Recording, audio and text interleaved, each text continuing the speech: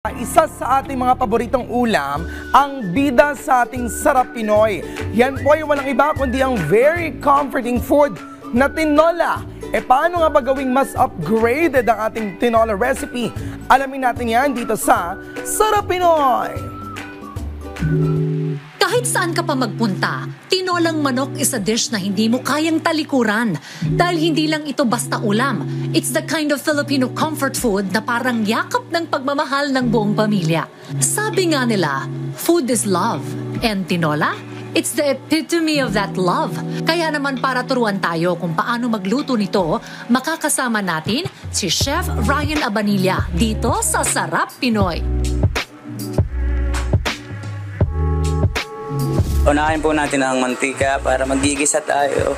Sunod po natin ang luya. Gisa-gisa lang po natin para lumabas yung katas ng luya at lalong sumarap ang ating tinola. And then bawang po. Hintayin lang po natin ang konting oras na mag-golden brown. Halo-haloin lang po. Pwede na po natin ilagay ang sibuyas.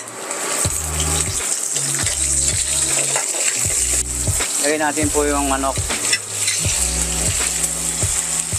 Isa-gisahin lang po natin siya.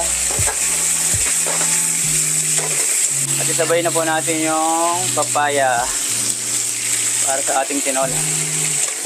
Lagyan natin po yung mga sekretong sangkap para mas lumikit yung lasa ng ating mga ingredients. Haluin po natin.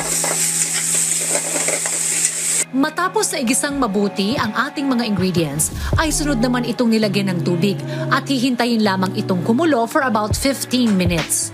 Depende po siya sa magluluto ng tinola. Pwede po sayote, pwede po papaya gamitin natin.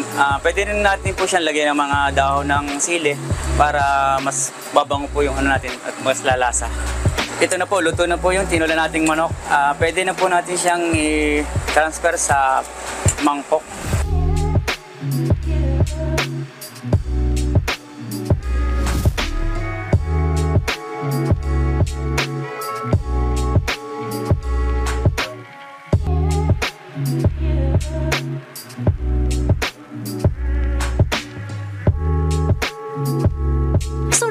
You're feeling under the weather or just missing home, subukan ng tinolang manok dahil sa bawat subo nito ay parang niyayakap ka ng mainit na saba.